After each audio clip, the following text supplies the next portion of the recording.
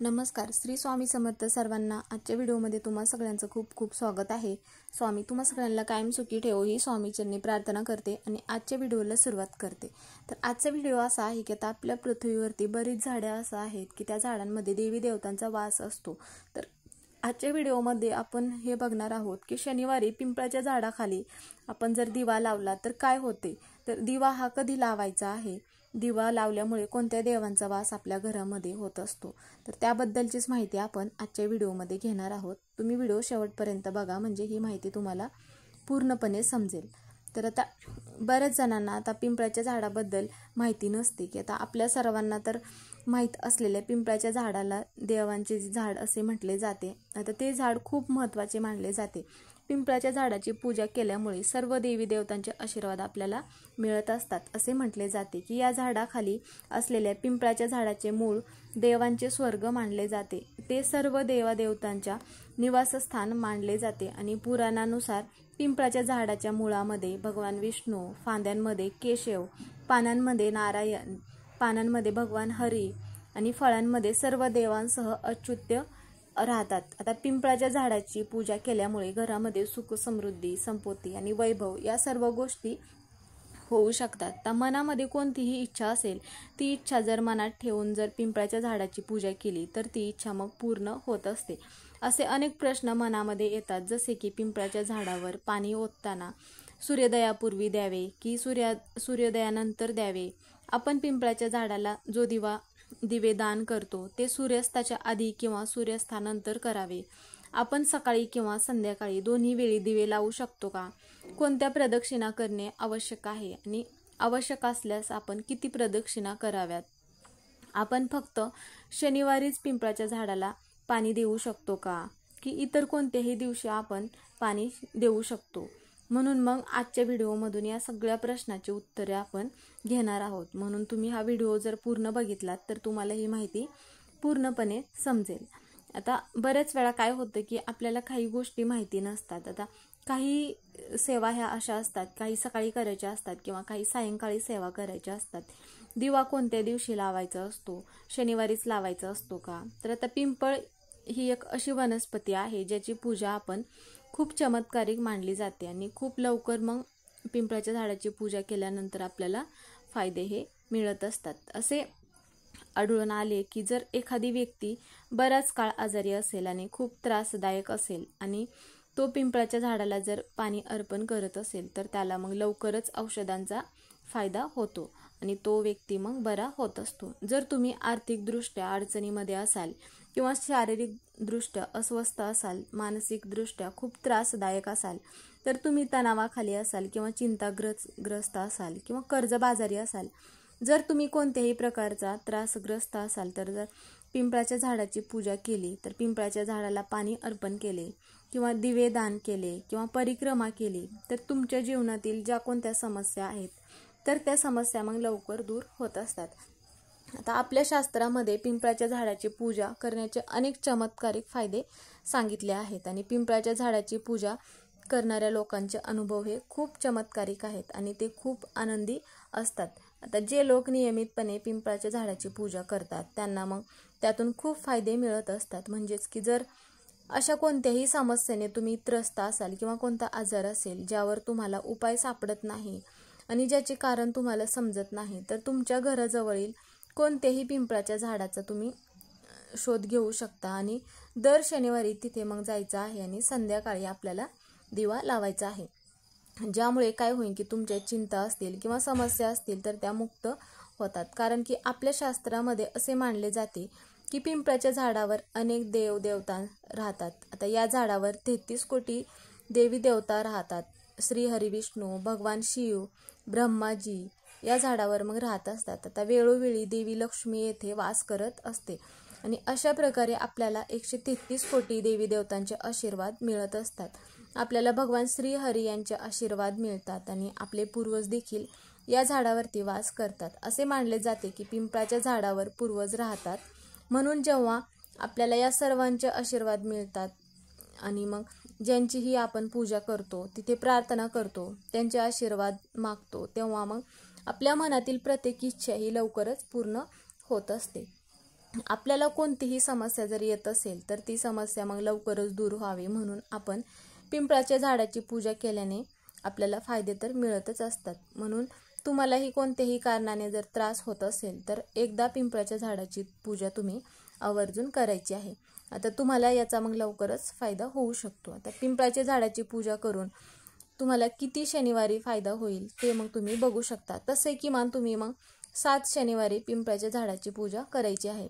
परंतु जर तुम्ही ते सतत 11 किंवा 21 शनिवारी किंवा त्याहून अधिक दिवस जर करत असाल, जसे की जर तुम्ही सुरुवात करत असाल तर तुम्ही मग 7.5 असाल किंवा मग तुमच्यावर कोणताही बही चालू असेल तर मग तुम्ही दर शनिवारी पिंपळाच्या झाडावर सतत पाणी ओतले पाहिजे. किमान तुम्ही तयार होईपर्यंत तरी तोपर्यंत करायचं आहे. कारण की दया किंवा 7.5ची समस्या मानसिक आणि आर्थिकदृष्ट्या खूप त्रासदायक असते. म्हणून जर तुम्ही पिंपळाच्या झाडाला पाणी अर्पण करत राहिलात तर तुम्हाला या समस्यांपासून पण म्हणजेच की शनिग्रहामुळे पण होणाऱ्या समस्यापासून खूप आराम मिळत असतो. म्हणून तुम्ही हे किमान सतत शनिवारी तरी करायचं आहे. तर आता पिंपळाच्या झाडाला फक्त शनिवारीच पाणी अर्पण करता येईल का? तर आता रविवार वगळता तुम्ही कोणत्याही दिवशी पिंपळाच्या झाडाला मग पाणी अर्पण करू शकता.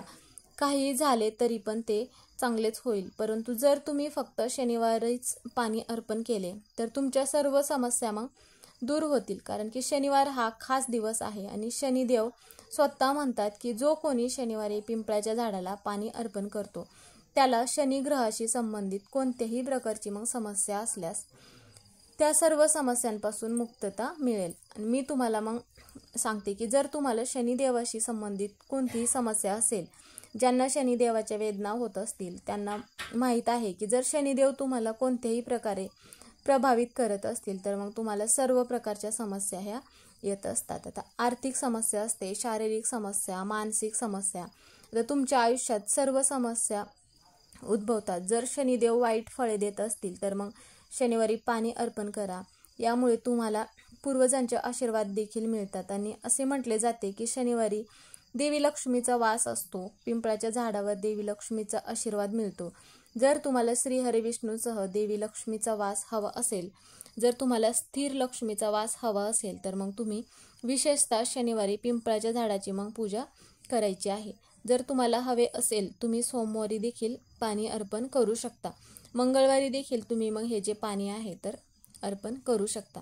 परंतु तुम्ही जर शनिवारी फक्त एकच दिवस पूजा केली, जर तुम्ही मग पिंपळाच्या झाडाला लवकर पाणी दिले तर तुमच्या सर्व इच्छा मग पूर्ण होतात आणि तुम्हाला सर्व प्रकारच्या समस्यांपासून मुक्तताही मिळत असते. आता त्यानंतर म्हणजेच की आता पिंपळाच्या झाडाला सूर्योदयापूर्वी पाणी द्यावे की सूर्योदयापूर्वी पाणी द्यावे. आता बऱ्याच जणांना हा प्रश्न पडत असतो की पिंपळाच्या झाडाला सूर्योदयापूर्वी पाणी द्यावे, म्हणजेच की आपण पिंपळाच्या झाडाला सूर्योदयापूर्वी पाणी द्यावे.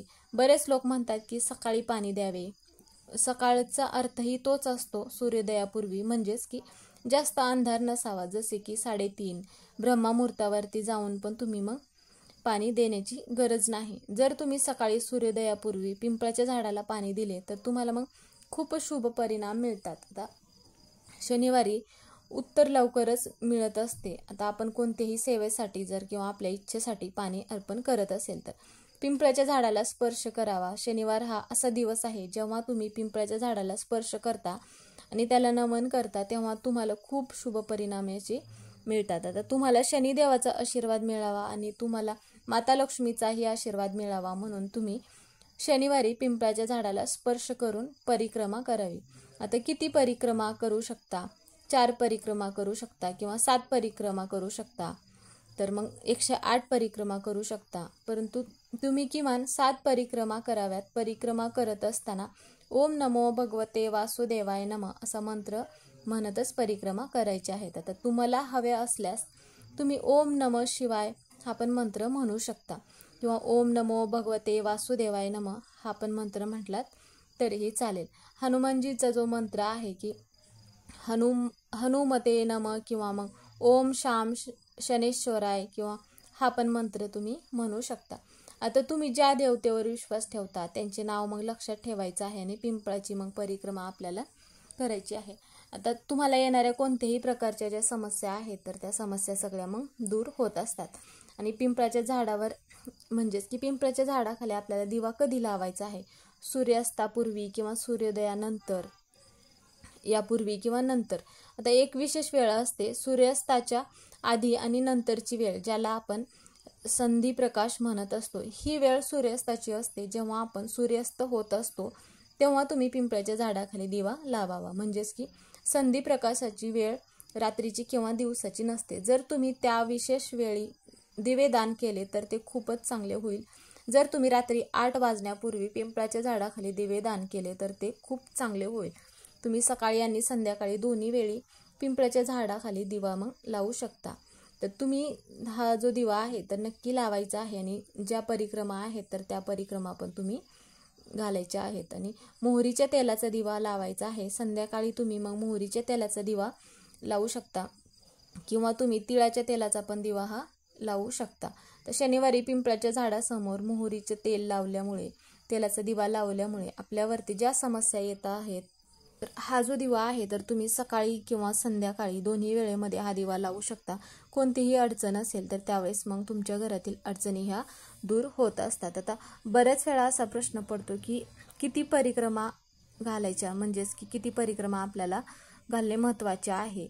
तर आपल्या परिक्रमा आपले दुःख, वेदना आणि दुःख दूर व्हावे असे प्रत्येकाला वाटत असते. जेव्हा आपण पिंपळाच्या झाडाची परिक्रमा करतो तेव्हा आपण प्रत्येक समस्येपासून मुक्त होत असतो. आपण प्रत्येक प्रकारच्या समस्येपासून मुक्त होण्यासाठी, कोणत्याही प्रकारच्या समस्येने ग्रासलेले असाल तुम्ही तर मग त्या समस्या आपल्या मनामध्ये लक्षात ठेवा आणि मग पिंपळाच्या झाडाची आपल्याला परिक्रमा करायची आहे. आता त्यामध्ये तुम्ही 7 परिक्रमा करू शकता किंवा मग तुम्ही 11 परिक्रमा करू शकता. तुम्हाला हव्या असल्यास तुम्ही 21 सुद्धा परिक्रमा ह्या करू शकता. आता जर तुमच्याकडे वेळ असेल तर तुम्ही 108 पण प्रदक्षिणा घातल्या तरीही चालेल. आता बऱ्याच वेळा काय होतं की त्रासापासून लवकर आपल्याला मुक्ती मिळावी म्हणून मग आपण 108 परिक्रमा घातल्या तर भगवान श्री हरिविष्णूंचा मंत्र आपल्याला जपायचा आहे.